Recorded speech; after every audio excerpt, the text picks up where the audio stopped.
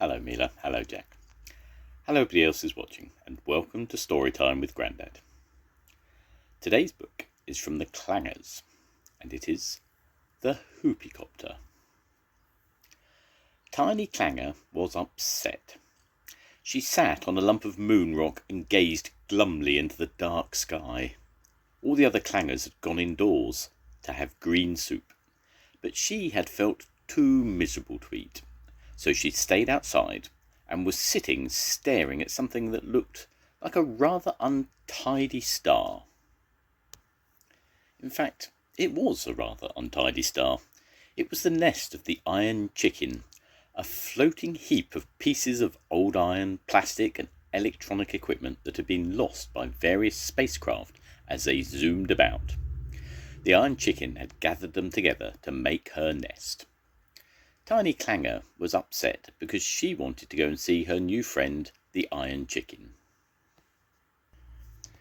She had looked at the Iron Chicken's nest through Major Clanger's telescope, and she had seen her sitting in it, so large and clear that Tiny had called out to her. But the Iron Chicken hadn't taken any notice. This puzzled Tiny Clanger because she knew that the Iron Chicken would have been pleased to hear from her. Then, when Tiny took her eye away from the telescope, she saw that the nest was really a long, long way away. Far too far for her friend to hear her calling, and that made her feel miserable as well as puzzled. Tiny Clanger was even more miserable because she had found a purple jewelberry, and she wanted to give it to the Iron Chicken as a present. It was a particularly beautiful jewelberry, which shone with purple lights that seemed to come from deep inside it. Tiny Clanger thought it would look very beautiful on the gold chain she had given her friend. Tiny sniffed and walked away. She sat beside the music tree and shed a tear. The music trees were sorry to hear her so sad. They played a very soft tune for her. "I wish I knew some way to fly to the Iron Chicken's nest," said Tiny Clanger to the music trees. "I wish you knew a way I could fly there, but I know you don't. You music trees are not really useful at all. All you can do is make music." That was rather a rude thing to say to the music trees, but they did not mind because they could see that Tiny Clanger was feeling very unhappy. Also, it wasn't true. They did know a way that Tiny Clanger could fly to see her friend, and they shook their branches so that a set of notes fell, plong, plong, plang, pling, to the ground at her feet. Tiny Clanger picked up the notes. "Thank you, music tree," she said, feeling rather puzzled. The music trees trilled with pleasure. They were as happy as harps because they had been able to help Tiny Clanger. Unfortunately, Tiny Clanger had no idea how to use the music notes to help her fly. She held them in her hand and looked at them and wondered. Then suddenly, because she was a very, very clever clanger, an idea came to her. She squeaked and ran to find a strong hoop from the hoop tree. She took a tiny wheel from a wheel tree and fixed the notes around the edge of it so that they stuck out like spokes. Then she found a big nail and fixed the wheel of notes to the top of the hoop. She turned the wheel of notes, and as they turned, they played a rising scale. A rising scale is a tune in which each note is a bit higher than the one before. As the rising scale was played, Tiny saw that the whole hoop began to rise as well. "A musical Hoopicopter!" shouted Tiny Clanger. Without wasting a moment, she picked up the jewelberry and sat her fat little body in the hoop. "And up we go," she shouted, and span the wheel as hard as she could. Plang, plung, plang, plong. Plong, plung, plang, pling. Plong, plung, plang, pling. The notes played, and as they played, the Hoopicopter rose swiftly into the sky. Riding up on the rising scale of music, Tiny shifted her weight so it headed towards the Iron Chicken's nest, and away they went. Small Clanger had come out especially to find Tiny Clanger and ask her to come into the living cave and have some soup. When he saw the Hoopicopter shooting away into the depths of space, he hooted with alarm. Major Clanger came running out. He ran to his telescope and turned it towards the Hoopicopter. He hoped he would be able to see that Tiny's unusual flying machine was carrying her well, but what he saw made him very frightened. "The thing," he shouted, "the thing she is flying on is breaking up. I must rescue her. Help me set up the big rocket." While Small Clanger ran to help his father set up the big rocket, Mother Clanger watched Tiny Clanger through the telescope. She saw that the notes had come adrift from the wheel and that the wheel had jammed and wouldn't turn and that everything was just floating loose in space. Tiny was not in any real danger, just floating there, but she was a very long way away, all alone in space. 5, 4, 3, 2, 1, 0. Whoosh! Away went the big double-barreled rocket with the little cabin. It was the biggest and most powerful rocket the Clangers had. But unfortunately, the little cabin with Major Clanger sitting in it had not been fixed on very well. It was left behind on the ground as the rocket streaked away. "Oh, what shall we do? What shall we do?" wailed Granny Clanger. Mother Clanger was watching through the telescope. "The Iron Chicken has spotted her," she shouted. "She's flying down to rescue her."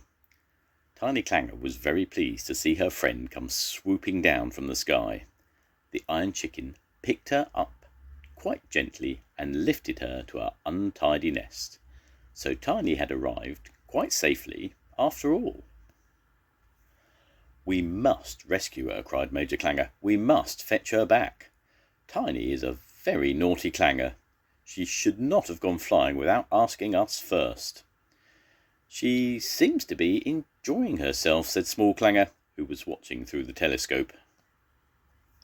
Tiny Clanger certainly was enjoying herself.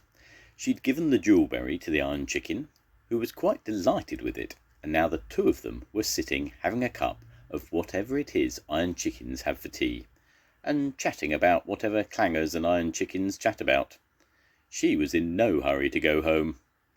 But Mother Clanger was worried. "Tiny can't stay out there on that untidy nest," she said. "There's no green soup and no blue string pudding out there. We must find a way to bring her back." The trouble was that none of the Clangers could think of a way to bring Tiny Clanger back. The only rockets they had left were small ones, not powerful enough to reach the nest. Small Clanger walked over to the music trees and sat beside them. "You thought of a way to fly Tiny away," he said. "Now think of a way to bring her back." The music trees played a short tune. As if it had been called the cloud, floated over and hovered above them. "Will the cloud help us?" asked Small. The music trees rang like bells. Small Clanger looked at the cloud and wondered how it would be able to help fetch Tiny Clanger. Then, suddenly, because he was a very clever Clanger, the idea came to him. "We will blow it," he shouted. From then on, it was fairly easy to organise. Small Clanger called out all the Clangers and stood them in a line along the ground, a line which pointed towards the Iron Chicken's nest. Then the cloud floated over the first Clanger in the line. "Blow!" shouted Small Clanger. The first Clanger, who was Uncle Clanger, blew as hard as he could through his long pointed nose. Puff! The cloud began to move. As it passed over the next Clanger in line, Granny Clanger, Small shouted, "Blow!" and Granny Clanger blew. Puff! As the cloud passed over each Clanger in the line, it was blown along with a powerful puff, and by the time it passed over the last Clanger, it was travelling really fast, heading like a soft spaceship towards the Iron Chicken's nest. Tiny Clanger was really very pleased to see the cloud appear. To tell the truth, she had begun to wonder how she was going to get home. She said a fond farewell to the Iron Chicken and stepped onto the cloud. With a few beats from her strong wings, the Iron Chicken set up a space wind and blew the cloud swiftly back the way it had come. "Here I am," shouted Tiny Clanger happily. Of course, her mother and father and all the other clangers were very glad to see Tiny come back safe and sound. But they were very angry with her for flying away without asking. They were so angry that they wouldn't even let her tell them about the little silver hat with a blue light on top that the Iron Chicken had given her as a present.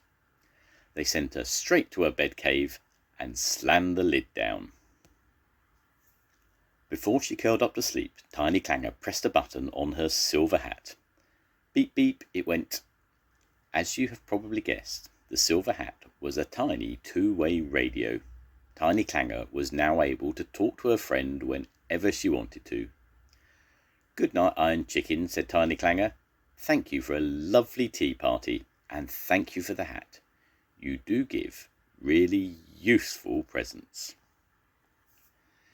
"Good night, Tiny Clanger," came the voice of the Iron Chicken. "Sleep well." The end. Goodbye, Mila. Goodbye, Jack. I'll see you soon. Goodbye, everybody. Bye.